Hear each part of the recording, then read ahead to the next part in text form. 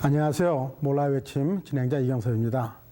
제가 얼마 전에 그 손님 집에 그 사무실에 이제 찾아갔는데 그 사무실에 그 사람 개, 이제 늙은 개가 하나 이렇게 누워 있더라고요. 근데 보니까 그 개가 힘도 없어가지고 자기 몸도 못 가누고 그래가지고 그냥 누워 있는 거예요. 그래서 이제 제 손님한테 저 무슨 개냐고 물어봤더니만 자기 개라고 그러면서 저에게 이제 귓속말로 얘기하는데 저 개가 자신도 지금 모르지만 이제 아마 한 몇 주 있으면 죽을 거라고. 그래서 그 안락사 시키기엔 좀 뭐하고. 그래가지고 그냥 죽을 때까지 자기가 편하게 그리고 자기랑 가까이 지내려고 오피스에 데려놨다고. 그리고 또 이제 저한테 그 귓속말로 하는 이유가 혹시 그 개 귀에 우리들이 말하는 그 내용이 들어가면은 괜히 마음 상할까봐 그렇게 귓속말로 한다고 얘기를 해주는데 참 그 개를 위해서 그렇게 배려해주고 그렇게 진짜 아주 그 개를 그 생각해주는 사람 보면서 좀 바보스럽기도 하고 또 한편으로는 굉장히 그 감동을 받았어요. 근데 제가 한 번은 이제 그 몇 주 후에 그 다른 손님 집에 제가 찾아갔었는데 그때 그 회사는 이 샌프란시스코 지역에서 아주 가장 그 알려진 그 크레인이라는 그 방역 회사예요. 근데 그 회사에 갔는데 좀 특이한 거를 제가 봤어요. 뭐냐면은 제가 이제 우리가 만든 소프트웨어를 그 회사에 팔아가지고 그거를 이제 훈련시키기 위한 것인데 근데 그 회사에 그 직원 한 분이 계신데 한 70세가 넘으신 분이에요. 아마 75세 정도 가까이 된 분인데 일도 참 못하셔요. 그 할머니고.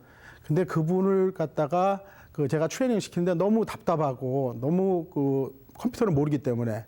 근데 그 회사에서 얘기하기를 그분은 그래도 그냥 상관없이 그냥 훈련할 수 있는 데까지 훈련하고 그렇지 않으면 딴 사람들이 대신할 거니까 그렇게 알아서 하라고 얘기하더라고요. 컴퓨터로다 하면은 수표 하나 쓰는데 뭐 1분이면 충분할 거를 갖다가 이분은 손으로 또 타자기로 하다 보니까 수표 한 장 쓰는데도 거의 1시간씩 걸리고 굉장히 능률이 안 오르는 분이었어요. 사실 회사에서 효율적으로 하려면은 이런 분은 이제 감원을 시켜야 될 판인데 근데도 사장이 그냥 끝까지 모른 체 하면서 그냥 훈련시킬 만큼 하라고 이렇게 얘기를 하는데 나중에 이제 사장의 딸이 저를 살짝 불러가지고 설명을 해주더라고요.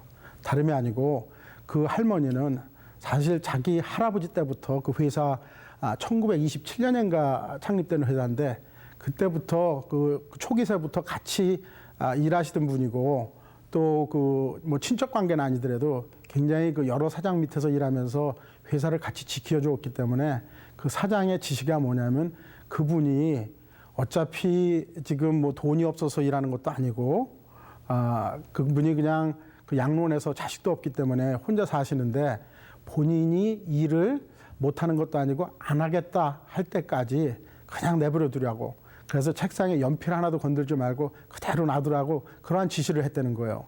그래서 그것을 들으면서 정말 저렇게 나이 먹은 그러한 직원이라도 배려해주는 사장이기 때문에 이 크레인 패스트 컨트리라는 회사가 전 미국에서 최고 회사로 2번이나 뽑힌 적이 있구나. 그래서 그런 걸 생각해 봤어요. 제 아내에게 이모가 계신데 그 이모께서는 어릴 적부터 예수님 믿어가지고 한국의 서울 침례교회라는 데서 전도사 생활을 지내신 분이에요. 근데 나중에 알고 보니까 그때 당시 담임 목사이셨던 분이 진짜 수십 년이 흘러가지고 미국에까지 오셔가지고 저희 결혼 주례식까지 해주신 조혜원 목사님이세요. 나중에 알고 보니까 이모님께서는 평생을 그 교회에서 헌신하셨는데 이제 나이가 70이 넘고 이렇게 나이가 많이 들으셨는데도 그냥 그 교회에서 그 교회 옆에 사택에 거주하시면서 교회 학생들도 가르치고 계속 봉사하셨다는 얘기를 들었어요. 그래서 생각해 보니까 사실 70 이상 되신 분이 뭐 사람을 얼마나 잘 가르치겠어요.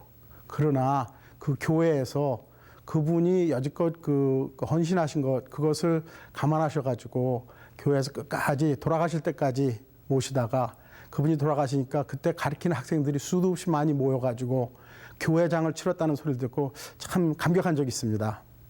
우리 한국 기독교가 유교의 사상을 뛰어넘어서 정말 삶의 진실, 그것을 가르친다 하면서도 저희들이 보면은 가끔가다 잘 못하는 것들이 있어요. 예를 들자면은 그 교회를 오랫동안 그 섬기셨던 그 목사님들, 그분들이 이제 사실 그 기독교 연도수도 되다 보니까 미국도 그렇고 한국도 그렇고 그분들이 은퇴할 나이가 되셨어요. 그리고 젊은 사람들한테 이제 넘겨주고 은퇴를 하셔야 되는데 문제는 아직 그 은퇴 준비가 안 되신 거예요. 왜냐하면 사실 그 목회생활 하시면서 그 은퇴 준비를 할 정도까지 여유가 없으셨고 또 정말 그 나름대로 교회를 섬기다 보니까 교회 재정도 넉넉하지 않고 그러기에 월급도 별로 이렇게 요구도 못하면서 그렇다고 몇몇 그 대형 교회를 제외하고는 대부분들 그 은퇴연금이나 그런 것들이 별로 안 되죠. 그리고 또 원로 목사라는 그 타이틀은 있어도 그거에 마땅한 그러한 그 리타이어먼트 플랜이나 그런 것들이 없다 보니까 참 답답한 것이에요. 근데 많은 분들이 목사님들이 그래도 그 자식들을 잘 교육시켜서 잘 그 섬김을 받으시는 목사님을 보면 참 감사해요.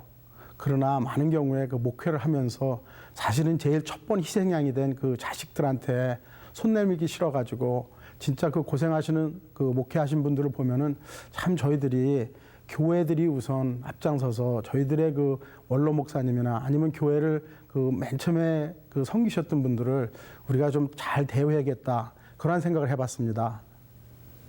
하다못해 개도 얼마 남지 않은 그 여생을 잘 대해주려고 그 배려하는 그 사람들을 볼 때 정말 저희들이 사회에서나 아니면 교회에서나 저희들 선배나 담임 목사님이나 그러한 분들을 우리가 제대로 섬기지 못하는 것을 볼 때 참 안타까워요.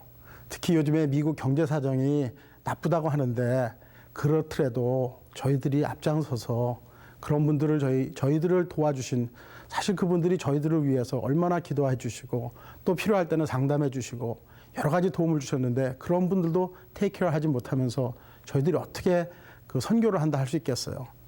여러분 시간이 되시면은 여러분들 특히 여러 가지 선배님이 계시겠죠. 그러나 특히 그 영적으로 그 여러분에게 도움 주신 그런 분들을 일부러 찾아가셔서 또 꼭 그 목사님이 아니더라도 또 그때 선배나 아니면은 그 동역자들 그런 사람들을 일부러 찾아가서 서로 그 관계를 다시 한번 맺어보면 어떨까요? 여러분 개들한테도 이렇게 잘하는 사람들이 있는데 설마 우리를 직접 도와주신 분들 정말 저희들이 테이크케어 하지 않으면 누가 하겠어요? 여러분 오늘 하루도 좋은 하루 되시고 다음 주에 뵙겠습니다. 안녕히 계세요. 몰라의 한마디. 어른을 공경하고 사랑의 손길을 베풀도록 합시다.